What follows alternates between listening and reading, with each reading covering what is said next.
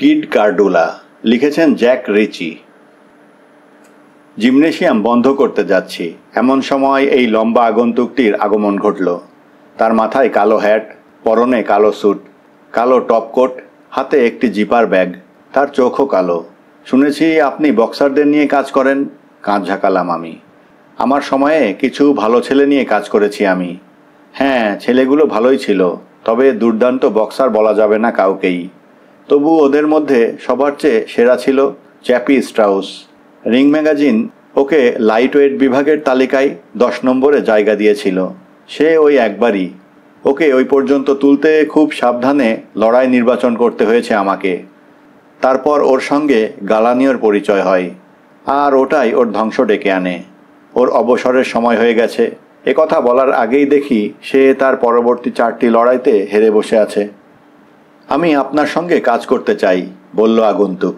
আমি ফাইটিং রিংয়ে প্রবেশ করার সিদ্ধান্ত নিয়েছি। আমি আগন্তুকের আপাদমস্তক চোখ বুলালাম।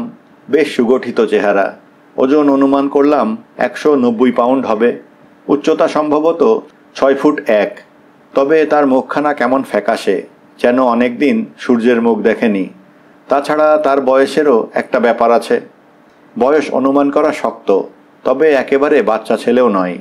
তোমার বয়স কত জিজ্ঞেস করলাম আমি। নড়ে উঠল সে। বক্সারের জন্য আদর্শ বয়স কত হওয়া দরকার? মিস্টার, বললাম আমি, এ রাজ্যে 40 ঊর্ধ্বকেও বক্সিং রিংয়ে পা রাখতে পারে না। আমার বয়স 30, দ্রুত বলল সে। বয়স প্রমাণ করার জন্য বার্থ সার্টিফিকেটও দেখাতে পারি। আমি মৃদু হাসলাম। শোনো, এ খেলার জন্যে 30 বছর অনেক বেশি। এটা শুরু করার বয়স নয়। তার চোখ ঝিকিয়ে উঠল। কিন্তু আমার গায়ে অনেক বল। আমি অবিশ্বাস্য শক্তিমান। আমার মৃদু হাসিটি প্রসারিত হলো।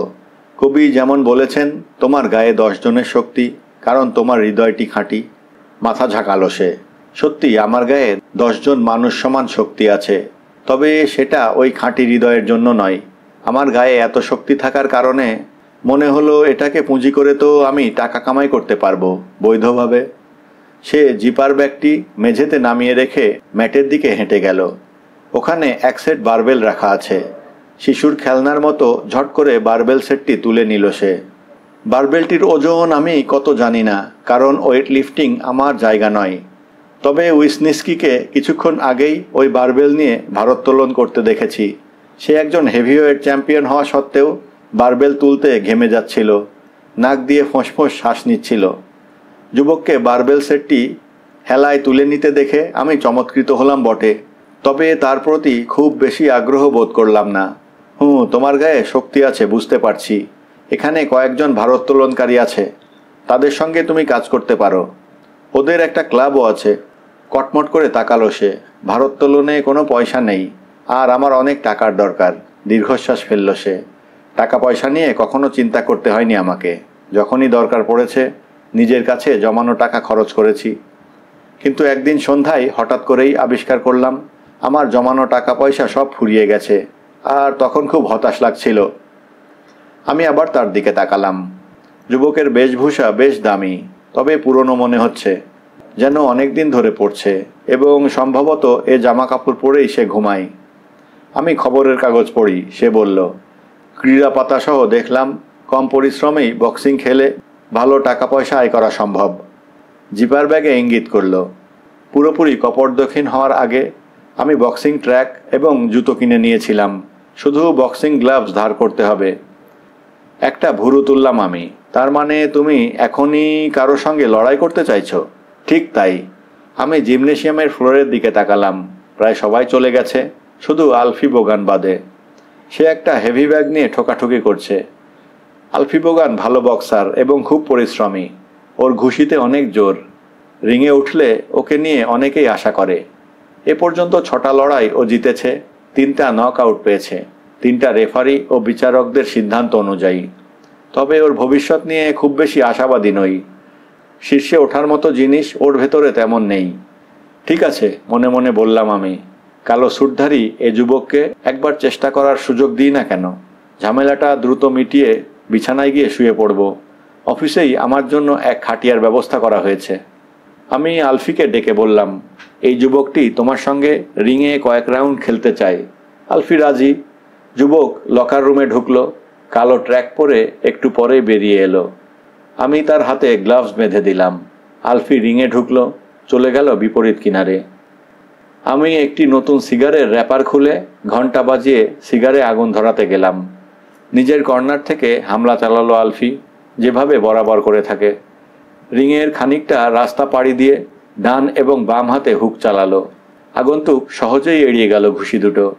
তারপর তার বাম হাতটা ঝলসে উঠল। আপনি দেখতেই পাবেন না ঘুষিটা, শুধু দেখবেন ঘটনাটা ঘটে গেল। আলফির থুতনিতে আঘাত হানল যুবকের হাত এবং আলফি ডিগবাজি খেয়ে পড়ে গেল ক্যানভাসের ওপর।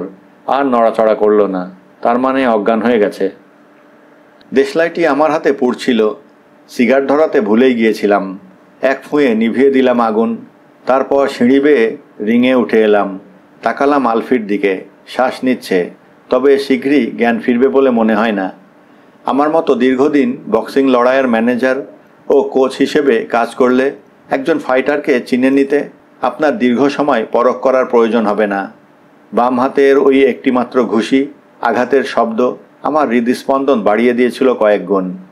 আলফির জায়গায় কাউকে দেয়া যায় কি না সে আশায় জিমনেশিয়ামের চারপাশে তাকালাম, কিন্তু আগেই বলেছি ওটা শূন্য।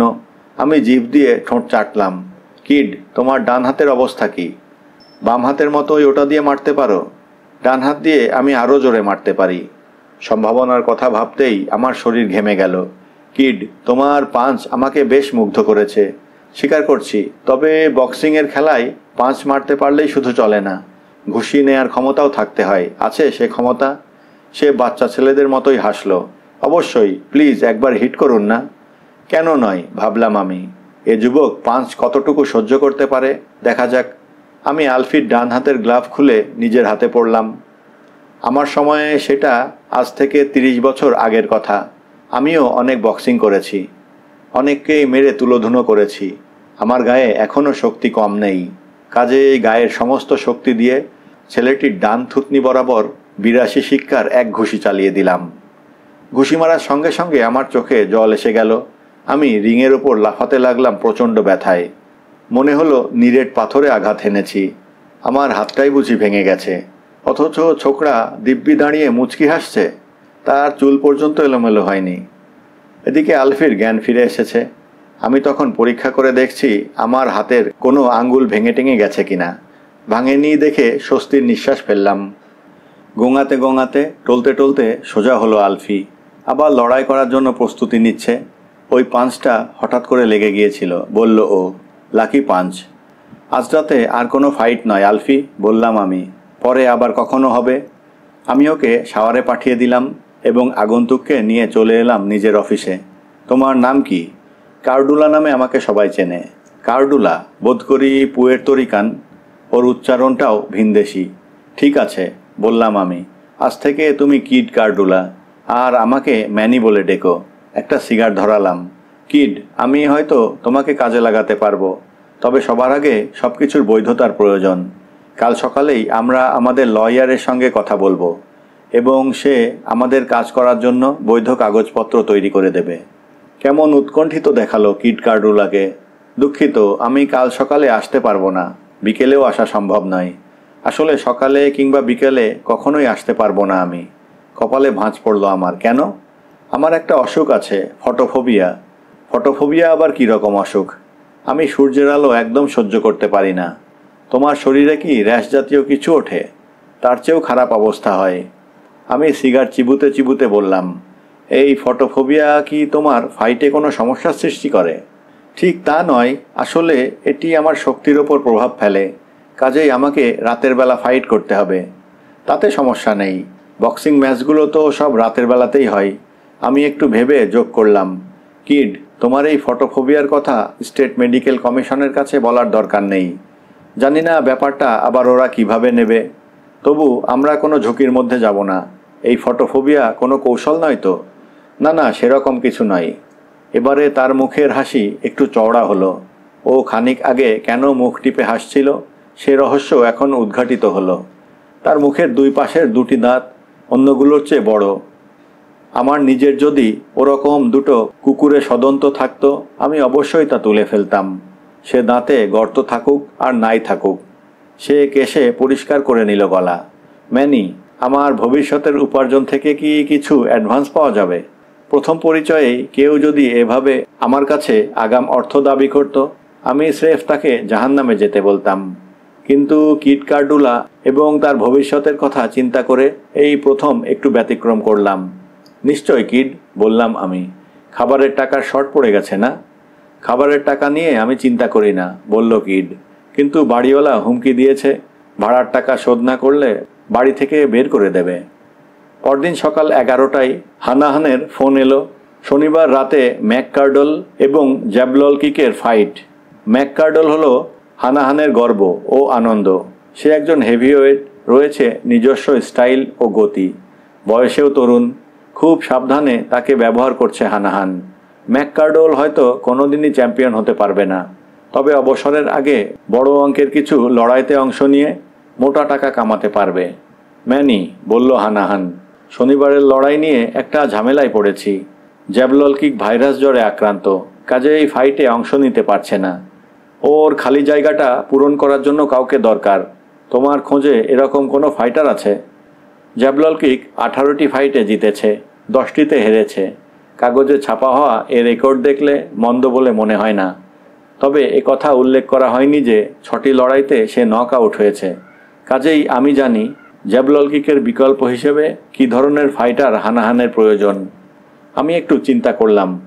এই মুহূর্তে জিমনেশিয়ামে 3-4 জন অভিজ্ঞ বক্সার আছে এবং তারা টাকার বিনিময়ে মার খেতেও আপত্তি করবে না। এমন সময় কিড কার্ডুলার কথা মনে পড়ে গেল। সাধারণত নতুন কোনো ছেলে বক্সিংয়ে গেলে তাকে দিয়ে 3 রাউন্ডের প্রিলিমিনারিতে আমি খেলাই। তবে আমার মনে হচ্ছিল কিড কার্ডুলাকে দিয়ে অন্যদের চেয়ে ভালো কিছু দেখাতে পারবো। আমি ফোনে বললাম, ঠিক আছে হানাহান, এই মুহূর্তে নতুন একটি ছেলের কথাই মনে পড়ছে। গত রাত্রে এসেছিল আমার কাছে, কিড কার্ডুলা। এরকম নামের কোনো বক্সারের কথা তো শুনিনি। সে কটা খেলায় জিতেছে এবং হেরেছে ঠিক জানি না। বিদেশি এক ফাইটার, বোধহয় পুয়ের্তো রিকান। ওর রেকর্ড এখনও হাতে পাইনি। সতর্ক সুরে জানতে চাইল হানাহান, তুমি ওর ফাইট দেখেছ? ওকে পরীক্ষা করতে কয়েক সেকেন্ডের জন্য রিংয়ে তুলেছিলাম। ওর বাম হাতের মার বেশ ভালো, তবে ডান হাতেরটা এখনও দেখিনি। ডান হাতে এসে কেমন পাঞ্চ কষতে পারে জানি না। আগ্রহ বোধ করল হানাহান। আর কিছু? দলা মোচড়া একটা স্যুট পরে এসেছিল সে। কিছুক্ষণ তার দুঃখের পাঁচালি শোনালো। বয়সও 35-এর কম নয় বলে মনে হচ্ছে। খুশি হলো হানাহান। বেশ বেশ, তবে খুব দুর্বল কাউকে আমি চাইছি না। 2-1 রাউন্ড টিকতে পারবে তো? হানাহান, আমি কোনো কিছুর গ্যারান্টি দিচ্ছি না, তবে মনে হয় পারবে। পরদিন সন্ধ্যায় শরীরচর্চা কেন্দ্রে এসে হাজির হলো কিড কার্ডুলা। আমি দ্রুত তাকে আমার আইনজীবীর কাছে নিয়ে গেলাম। তারপর অ্যারেনায় গিয়ে ওর ওজন মাপা হলো, শরীর পরীক্ষা করে দেখা হলো। ওখানে বসেই কাগজপত্রে সই হয়ে গেল। রাতের লড়াইয়ের শতকরা 10 ভাগ আমি বখরা হিসেবে পাব। আমি কিড কার্ডুলাকে একটি রোপ দিলাম। ওটার পেছনে কিছু লেখা নেই, তবে রোপটি কালো রঙের, ওর প্রিয় রং। আমরা অ্যারেনায় চলে এলাম। ম্যাককার্ডল স্থানীয়, কাজেই তার ভক্ত সংখ্যা কম নয়। তার ফাইট দেখতে অর্ধেকের বেশি পড়শি আজ অ্যারেনায় এসে হাজির। আমরা রিংয়ের ভেতর কিছুক্ষণ বসে রইলাম। তারপর বেল বাজতেই ম্যাককার্ডল শূন্যে ক্রসের একটা চিহ্ন এঁকে তার কর্নার থেকে নাচতে নাচতে বেরিয়ে এলো। নিজের জায়গা থেকে 1 ইঞ্চিও সরল না কিড কার্ডুলা। আমার দিকে ফিরল সে, ভীত চেহারা। ম্যাককার্ডলকেও কি ওটা করতে হবে? কি করতে হবে জিজ্ঞেস করলাম আমি। দেখো কিড, এখন ভয়ে জবুথবু হওয়ার সময় নয়, যাও ফাইট করোগে। কিড মুখ ঘুরিয়ে রেফারি এবং ম্যাককার্ডলকে দেখল। ওরা দুজন রিংয়ের মাঝখানে দাঁড়িয়ে আছে। গভীর একটা দম নিল সে, ঘুরল এবং আমাদের কর্নার থেকে বেরিয়ে গেল। তার বাম হাত ছোবল মারল। ম্যাককার্ডলের চোয়ালে সরাসরি লাগলো আঘাত এবং ওখানেই সব শেষ, ঠিক আগের মতো। গতরাতে আলফি বোগান যেরকম চিৎপাত হয়ে পড়েছিল, ম্যাককার্ডলও জ্ঞান হারিয়ে শুয়ে থাকল। রেফারি এমন হতভম্ব হয়ে গিয়েছিল যে গুনতেই ভুলে গেল। অবশ্য তখন গুনলেই কি বা না গুনলেই কি, রেফারির কাউন্ট সহ মোট 29 সেকেন্ড স্থায়ী ছিল এই প্রতিদ্বন্দ্বিতা। এরপর বেশ একটা হট্টগোল লেগে গেল। ম্যাককার্ডল হেরেছে বলে নয়, লোকের আফসোস সব কিছু এত দ্রুত ঘটে গেছে যে তারা ভালো মতো কিছু বুঝেই উঠতে পারেনি যে ফাইট কখন শুরু হলো আর কখন শেষ হলো। তারা চেঁচামেচি করতে লাগলো, এই বলে যে তাদের টিকিটের দামও উসুল হয়নি। আমরা ড্রেসিং রুমে যাওয়ার পরে যে লোকটি ঝড় তুলে ঘরে ঢুকলো সে হানাহান, মুখখানা লাল টকটকে। কিড কার্ডুলার দিকে একবার জ্বলন্ত দৃষ্টিতে তাকিয়ে আমাকে একপাশে টেনে নিয়ে গেল। তুমি আমার একই সর্বনাশ করলে ম্যানি। আমি নিরীহ গলায় বললাম, হানাহান বিশ্বাস করো, ওই ঘুষিটা স্রেফ ভাগ্যের জোরে লেগে গিয়েছিল। হ্যাঁ, তুমি ঠিকই বলেছ, ওটা একটা লাকি পাঞ্চই ছিল। খুব দ্রুত আমাদেরকে আবার রিম্যাচের ব্যবস্থা করতে হবে। রিম্যাচ? থুতনি ঘষতে ঘষতে বললাম আমি। হয়তোবা হানাহান, তবে এবারে আমাকে কিডের স্বার্থটাও দেখতে হবে। রিম্যাচ যদি করোই তাহলে ওকে 10-এর বদলে 60% লভ্যাংশ দিতে হবে। রাজি? হানাহান তখন কেবল বিস্ফোরিত হতে বাকি। তবে তার ফাইটারের রেকর্ডে আজ একটা কালো দাগ পড়ে গেছে। এ দাগ সে যত দ্রুত সম্ভব মুছে ফেলতে পারবে ততই ভালো। কাজেই দুজনে চিৎকার চেঁচামেচি শেষে এই সিদ্ধান্তে পৌঁছলাম আমরা 50-50 বখরা পাবো। কয়েকদিন পরে রাতে আমি জিম বন্ধ করে অফিসে ঢুকেছি। দেখি আমার পোর্টেবল টিভিতে লেট নাইট শো দেখছে কিড। ড্রাকুলার ছবি দেখাচ্ছে। আমাকে দেখে সে অন্য চ্যানেল ঘোরালো। আমি বললাম, ভ্যাম্পায়ারের ছবি আমি পছন্দ করি না। ছবি হলেও আমি তাতে লজিক খুঁজি, আর ওসব ছবিতে কোনো লজিকই নেই। কোনো লজিক নেই? না, ধরো একজন ভ্যাম্পায়ার কারো রক্ত চুষে খেয়ে তাকেও ভ্যাম্পায়ার বানিয়ে ফেললো। এখন দুটো ভ্যাম্পায়ার হলো। 1 সপ্তাহ পরে দুজনেরই খিদে পেল এবং তারা বাইরে গিয়ে আরও 2জন মানুষকে শিকার করলো। এখন হলো 4 জন ভ্যাম্পায়ার। 1 সপ্তাহ বাদে ওই 4 ভ্যাম্পায়ার খাবারের সন্ধানে বেরুলো এবং ভ্যাম্পায়ারের সংখ্যা বৃদ্ধি পেল 8-এ। ঠিকই বলেছ, সায় দিল কিড কার্ডুলা। এবং 21 সপ্তাহ পরে মোট ভ্যাম্পায়ারের সংখ্যা দাঁড়াবে 10,48,576 জনে। ঠিক তাই। আর 30 সপ্তাহ কিংবা তারও পরে পৃথিবী জুড়ে শুধু ভ্যাম্পায়ারই থাকবে এবং 1 সপ্তাহ বাদে তারা সবাই না খেয়ে মারা যাবে, কারণ আর কোনো খাবারই থাকবে না। বড় বড় দাঁত দুটি দেখিয়ে হাসলো কিড কার্ডুলা। তোমার মাথায় অনেক বুদ্ধি ম্যানি। যা হোক, ধরো এই কাল্পনিক ভ্যাম্পায়ারগুলো বুঝতে পারলো শিকারের সমস্ত রক্ত চুষে খেলে তারাও ভ্যাম্পায়ার হবে এবং তাদের প্রতিযোগী হয়ে যাবে। তখন তারা একটু বিরতি দিল। ধরো তারা একজনের কাছ থেকে 1 চুমুক রক্ত পান করলো, আরেক লোকের শরীর থেকে আরেক চুমুক। এতে তাদের শিকাররা সামান্য রক্ত শূন্যতায় ভুগল এবং কয়েকদিন অবসন্ন লাগলো শরীর। এছাড়া যদি তাদের আর কোনো ক্ষতি না হয়। আমি টিভির ভলিউম কমিয়ে দিয়ে কাজের কথায় চলে এলাম। শোনো কিড, আমি জানি ম্যাককার্ডলকে তুমি আবার কয়েক সেকেন্ডের মধ্যে শুইয়ে দিতে পারবে, কিন্তু আমাদের মনে রাখতে হবে মারামারিটাও একটা শোবিজ। লোকে 22 সেকেন্ডের জন্যে মারপিট দেখার জন্য পকেটের টাকা খরচ করে না। খদ্দেরদেরকে এমন একটি পারফরমেন্স দিতে হবে যেটি কিছুক্ষণ ধরে চলে। কাজেই ম্যাককার্ডলের সঙ্গে যখন আবার মোলাকাত হবে তুমি ফাইটটা কয়েক রাউন্ড টেনে নিয়ে যাবে। খুব জোরে ওকে মারা চলবে না। অন্তত 5 রাউন্ড পর্যন্ত ম্যাচটা চালিয়ে নিয়ে গিয়ে তারপর ওকে অজ্ঞান করে দিও। আমি একটি সিগার ধরালাম। আমরা যদি খুব বেশি ভালো পারফরমেন্স দেখাই তাহলে পরে প্রতিযোগী পেতে সমস্যা হয়ে যাবে, আর ভবিষ্যতের কথাও তো আমাদের ভাবতে হবে। পরপর কয়েকটা নকআউট মন্দ নয় কিড, তবে কাজটা যেন খুব সহজ মনে না হয়। ম্যাককার্ডলের সঙ্গে পুনরায় ম্যাচের জন্য যখন আমরা অপেক্ষা করছি ওই সময় কিডকে একদিনের জন্য ট্রেনিংয়ে পেলাম না আমি। এমনকি আয়নার সামনে শ্যাডো বক্সিং করতেও সে রাজি হলো না।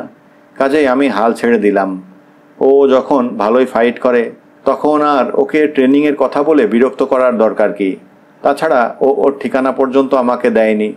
আমার ধারণা ছেলেটা খুব অহংকারী, আর এ কারণেই কোন বস্তিতে সে বাস করে তা আমাকে দেখাতে চায়নি, তার অহংয়ে লাগবে বলে। ওর কোনো ফোনও নেই। অবশ্য প্রায় প্রতি রাতেই সে জিমে আসে যদি কোনো কারণে তাকে আমার দরকার হয়ে পড়ে। ম্যাককার্ডলের সঙ্গে দ্বিতীয় ফাইটের দিনটি চলে এলো এবং আমরা বিশেষ পরিশ্রম ছাড়াই নিজেদের উদ্দেশ্য সাধন করলাম। কিড 4 রাউন্ড পর্যন্ত লড়তে দিল ম্যাককার্ডলকে। 5ম রাউন্ডে ডান হাতের এক বেমক্কা ও অবিশ্বাস্য দ্রুতগতির ঘুষিতে ওকে ভূপতিত করল। এর পরের লড়াইগুলোতে অংশ নিতেও কোনো ঝামেলা হলো না, কারণ যেই লড়াইয়ের আহ্বান করলো আমরা সাড়া দিলাম। কিড কার্ডুলাকে আমার এখন আর কিছু বলে দিতে হয় না। আমরা ঠিক করেই নিয়েছি যে 2 বা 3টে লড়াইয়ের কোনো একটিতে ও নিজেই নক আউট হয়ে যাবে। এতে কি হলো, আমরা এই ধারণা প্রতিষ্ঠিত করতে পারলাম কিড খুব জোরে হিট করতে পারলেও নিজেও জোর ঘুষি সহ্য করতে পারে না। ফলে প্রতিটি ম্যানেজার, যার কবজিতে জোরওয়ালা মুষ্টিযোদ্ধা আছে, সে ভাবল কিডকে ফেলে দেওয়ার মতো ক্ষমতা তার ফাইটার রাখে। পরের বছর 7টি প্রতিযোগিতায় আমরা অংশ নিলাম। প্রতিটিতে নক আউট করে জিতে গেল কিড, এবং বলা বাহুল্য দেশের অপর প্রান্ত থেকেও আমরা লড়াইয়ের আমন্ত্রণ পেতে থাকলাম। এখন বেশ ভালোই পয়সা কামাচ্ছি আমরা। কিডেরও খুশি হওয়ার কথা। গত 6 মাস ধরে তাকে বেশ হাসি খুশিও দেখছিলাম। তবে হঠাৎ লক্ষ্য করলাম কেন জানি সে মুখ ভার করে রেখেছে, আপন মনে গজগজ করছে। ঘটনা কি জানতে চাইলাম, বলল না, শুধু মাথা নেড়ে এগিয়ে গেল। ইদানিং পাবলিসিটি পেতে শুরু করেছে কিড। মেয়েরা তার প্রতি আকর্ষিত হচ্ছে। অবশ্য মেয়েরা তাকে পছন্দ করবেই না বা কেন? মেয়েদের প্রতি তার আচরণ থাকে অত্যন্ত বিনয়ী। এদের কারোর কারোর বাড়ির ঠিকানা পর্যন্ত চেয়ে রেখেছে সে, যদিও জানি কখনো তাদের বাসায় যায়নি কিড। একদিন সকালে তার আগের রাতে আমরা আমাদের 10ম ফাইটে জিতেছি। 9 রাউন্ডের মাথায় নক আউট হয়ে গেছে অভি ওয়াটসন। আমি আমার অফিসে বসে ভাবছিলাম শীঘ্রই জিমনেশিয়ামটা বিক্রি করে দেব, কিংবা কারো কাছে ভাড়া দিয়ে দেব। এমন সময় নক হলো দরজায়। ঘরে ঢুকলো এক তরুণী, মাঝারি উচ্চতা এবং ওজন, মোটামুটি সুদর্শনাই বলা চলে। পরনে রুচিশীল পোশাক, মাথা ভর্তি কালো চুল, খাড়া নাক, চোখে ভীরু চাহনি। তবে সব মিলে আহামরি কিছু নয়। মেয়েটি ঢোক গিলল। এখানে কি মিস্টার কিড কার্ডুলার সঙ্গে দেখা করা যাবে? সে মাঝে মাঝে এখানে আসে, বললাম আমি। তবে তার আসা যাওয়ার কোনো ঠিক ঠিকানা নেই।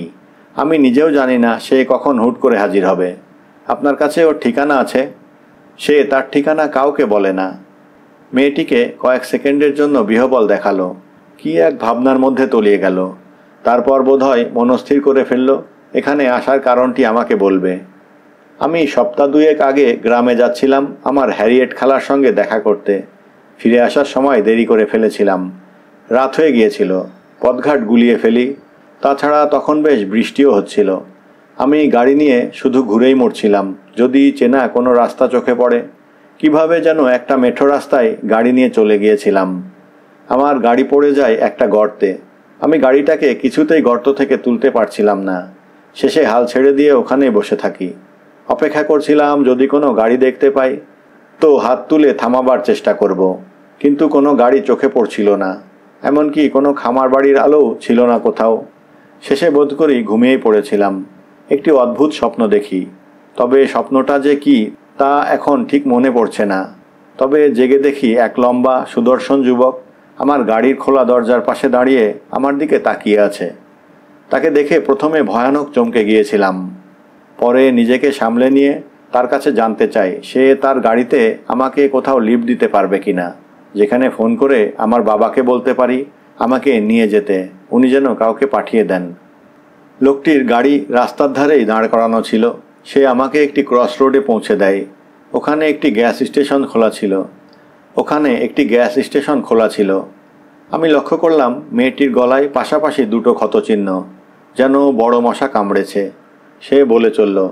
আমি যখন ফোন করছি ওই সময় সে গাড়ি নিয়ে চলে যায়। আমি তাকে ধন্যবাদ দিতে পারিনি, কিংবা তার নামটিও জানতে পারিনি। তবে আমি তার কথা মন থেকে। মেয়েটির ফর্সা মুখ রক্তিম হলো। গতরাতে লেট নিউজ দেখছি, স্পোর্টসের খবর হচ্ছিল। টিভিতে কিড কার্ডুলার ছবি দেখালো। আমি তক্ষুনি তাকে চিনে ফেললাম।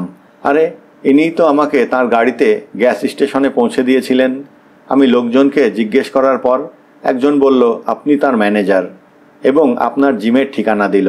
ভাবলাম নিজে এসে তাকে ধন্যবাদ জানিয়ে যাব। আমি মাথা ঝাঁকালাম। কিডের সঙ্গে আবার দেখা হলে আপনার ধন্যবাদ তাকে পৌঁছে দেব। মেয়েটি দাঁড়িয়ে থাকলো, কি যেন ভাবছে। তার চেহারা আবার উজ্জ্বল হয়ে উঠল।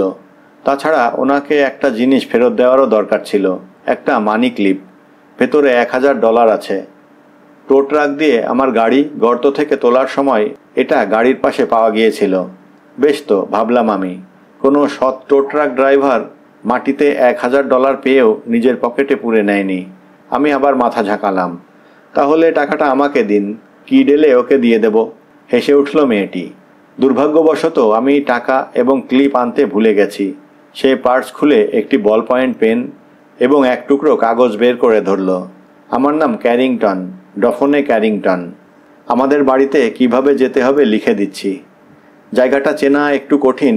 ওটার নাম ক্যারিংটন আইরি, শুনেছেন বোধহয়। Stately home and formal garden ম্যাগাজিনে গত বছর আমাদের বাড়ির ছবি ছাপা হয়েছিল। মিস্টার কার্ডুলাকে নিজেই আসতে হবে, তাহলে তিনি ক্লিপটি চিনতে পারবেন। পরদিন সন্ধ্যায় কিড কার্ডুলা এলে ওকে ডফনে ক্যারিংটনের কথা বললাম এবং তার লেখা ঠিকানাটা দিলাম। কিডের কপালে ভাঁজ পড়ল। আমার $1000 হারায়নি, তাছাড়া আমি কখনো মানি ক্লিপ ব্যবহার করি না। আমি হাসলাম, আমিও জানি, তবে মেয়েটি তোমার সঙ্গে একবার দেখা করার জন্য $1000 বাজি ধরতেও রাজি। আচ্ছা, ও যে গল্পটি বলল তার কোনো কিছুই কি সত্যি নয়? হ্যাঁ, আমি ওকে ফিলিং স্টেশনে পৌঁছে দিয়েছিলাম। ওকে আমি গাড়িতে ঘুমন্ত অবস্থায় দেখি। তোমার গাড়ি আছে জানতাম না, গত সপ্তাহে কিনেছি। কোনো জায়গা এত দূরে যে গাড়ি ছাড়া চলছিল না। কি মডেল? 1974 Fox wagon. মোটরের অবস্থা বেশ ভালো, তবে বডিতে কিছু নেই, মেরামতি লাগবে। সে আমার টেবিলের এক কিনারে বসল, চিন্তান্বিত চেহারা। মেয়েটি একটি লিঙ্কন কন্টিনেন্টাল চালাচ্ছিল। ও নিয়ে চিন্তা করো না কিড, তুমি শীঘ্রই লিঙ্কন কন্টিনেন্টাল চালাবে। আমরা আবার আমাদের ফাইট নিয়ে পরিকল্পনা শুরু করলাম।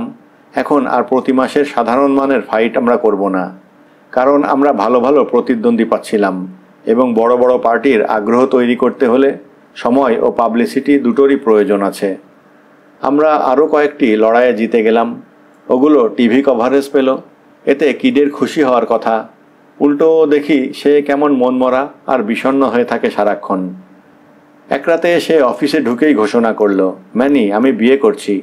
আমি কিঞ্চিত অবাক হলাম, তবে উৎকণ্ঠিত নয়। অনেক মুষ্টিযোদ্ধাই বিবাহিত। সৌভাগ্যবতীটি কে? ডফনে ক্যারিংটন। নামটি চেনা চেনা লাগলো। সেই ডফনে ক্যারিংটন? মাথা ঝাঁকালো কিড। আমি স্থির দৃষ্টিতে ওর দিকে তাকালাম। কিছু মনে করো না কিড, তবে মেয়েটি তো র্যাকুয়েল ওয়েলস নয়। চেহারা সৌন্দর্যে আহামরি কিছুই নয়। কিডের চোয়াল শক্ত হলো। ও খুব ব্যক্তিত্ব সম্পন্ন। এতেও আমার সন্দেহ আছে। কিড, বললাম আমি, নিজেকে প্রশ্ন করো। ও কোনোভাবেই তোমার যোগ্য নয়। শীঘ্রই সে আমার যোগ্য হয়ে উঠবে। হঠাৎ একটা কথা মনে পড়তে আমি চমকে গেলাম। কিড, তুমি নিশ্চয়ই এই মেয়েটাকে তার টাকার জন্য বিয়ে করছো না? কিড লজ্জা পেল, কিংবা লজ্জিত হওয়ার ভান করল। তাতে সমস্যা কি? অনেকেই এর আগে টাকার জন্য বিয়ে করেছে।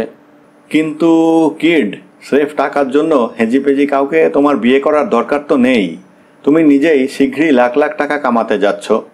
মুখ ঘুরিয়ে অন্যদিকে তাকালো ও। ম্যানি, আমাকে আমার আত্মীয় স্বজন এবং উদ্বিগ্ন বন্ধুবান্ধব চিঠি লিখছে, তবে বিশেষ করে আত্মীয় স্বজন। তারা বোধহয় আমার বক্সিং ম্যাচের কথা শুনেছে, কিংবা তাদেরকে কেউ বলেছে। তারা ভীষণ রেগে গিয়ে বলেছে, আমার মতো পারিবারিক ব্যাকগ্রাউন্ডের একজনের অর্থের বিনিময়ে বক্সিং রিংয়ে ফাইট করা মোটেই মানায় না। কিড এখনও আমার দিকে তাকায়নি।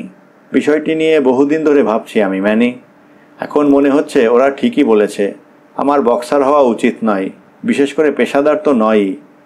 আমার পরিবারের সব সদস্য এবং সমস্ত বন্ধুবান্ধব দারুণভাবে এর বিরুদ্ধে। এবং ম্যানি, কেউ যদি এ পৃথিবীতে সুখ অর্জন করতে চায়, তাহলে অভিজাত কোনো ব্যক্তির সম্মতির প্রয়োজন তার রয়েছে, এবং সে সঙ্গে তার নিজের আত্মমর্যাদাও থাকতে হবে। অভিজাত ব্যক্তি? আমি বললাম। তুমি কি রাজবংশীয় কারোর কথা বলছো? তুমি কি কাউন্ট বা এ ধরনের কিছু? তোমার শিরায় কি উচ্চ বংশের রক্ত বইছে? কদাচিৎ। দীর্ঘশ্বাস ফেলল সে। আমাকে দারিদ্র্যের কবল থেকে রক্ষা করতে আমার আত্মীয় স্বজন এমনকি চাঁদা তুলতেও শুরু করেছে। তবে আমি আমার স্বজনদের কাছ থেকে কোনো দান গ্রহণ করতে পারবো না। তাহলে টাকার লোভে একটি মেয়েকে বিয়ে করতে তোমার বাধবে না? মাই ডিয়ার ম্যানি, বলল ও, টাকার জন্য একটি মেয়েকে বিয়ে করার পেছনে যুক্তি আছে। তাছাড়া বিয়ে করলে আমাকে আর ফাইট করতে হবে না। আমরা বিষয়টি নিয়ে দীর্ঘক্ষণ তর্ক করলাম এবং ওকে এটি পুনরায় বিবেচনা করে দেখার অনুরোধ জানালাম। বোঝালাম বক্সিংয়ের টাকাটা তার এবং আমার জন্য কতটা গুরুত্বপূর্ণ। অবশেষে ও একটু নরম হয়ে এলো এবং যাওয়ার সময় বলে গেল বিষয়টি নিয়ে সে চিন্তা করবে। সপ্তাহখানেক চলে গেল। এখনও কিডের কোনো খবর পাচ্ছি না আমি। বেশ চিন্তায় পড়ে গেছি। অবশেষে একদিন রাত 10:30টায় আলফি বোগান আমার অফিসে এলো একটি খাম নিয়ে। খামটি খোলার সময় অশুভ সব চিন্তা খেলে গেল আমার মাথায়। কম্পিত হস্তে খাম খুলে দেখি ভেতরে কিড কার্ডুলার চিঠি। প্রিয় ম্যানি, পরিস্থিতি এভাবে পাল্টে যাওয়ার জন্য আমি আন্তরিকভাবে দুঃখিত, কিন্তু আমি রিং ছেড়ে দেওয়ার জন্য দৃঢ় প্রতিজ্ঞ। জানি আমার ভবিষ্যৎ নিয়ে অনেক প্রত্যাশা ছিল তোমার মনে, এবং আমি নিশ্চিত ভিন্ন কোনো পরিবেশ হলে আমরা দুজনেই ঠিকই লাখ লাখ টাকা কামাই করতে পারতাম। কিন্তু গুড বাই এবং গুড লাক। তবে তোমাকে একেবারে খালি হাতে ফেরাচ্ছি না। শুভেচ্ছা সহ, কিড কার্ডুলা। আমাকে খালি হাতে ফেরাচ্ছে না? ও কি খামের মধ্যে কোনো চেক পাঠিয়েছে? খাম ধরে ঝাড়া দিলাম, কিন্তু কিছুই বেরিয়ে এলো না। তাহলে ও বলল কেন সে আমাকে খালি হাতে ফেরাচ্ছে না? আমি আলফি বোগানের দিকে কটমট করে তাকালাম। সে এখনও ওখানে দাঁড়িয়ে আছে। হাসল সে। আমাকে মারো। আমার চোখ বড় বড় হয়ে গেল। আলফিকে আজ একটু অন্যরকম লাগছে না? ওর গলার দুপাশে সেই বড় বড় মশার কামড়ের ক্ষতচিহ্ন, আর ওপরের শাড়ির দুটো দাঁতও কেমন কুকুরের সদন্তের মতো। কসম খেয়ে বলতে পারি, ওর ওই লম্বা দাঁত দুটো আগে কখনো চোখে পড়েনি। আমাকে মারো, আবার বলল সে। আমার হয়তো ওকে মারা উচিত হবে না, কিন্তু গত একটা সপ্তাহ ধরে হতাশায় ভুগে ভুগে আমার ভেতরে কেমন একটা জেদ চেপে গিয়েছিল। তাই ওকে সর্বশক্তি দিয়ে ঘুষি মারলাম, এবং আমার হাতটি ভেঙে গেল। তবে ডাক্তার যখন আমার হাতে ব্যান্ডেজ করছিল, তখন আমি হাসছিলাম, কারণ আমি কিড কার্ডুলার বিকল্প পেয়ে গেছি। ধন্যবাদ।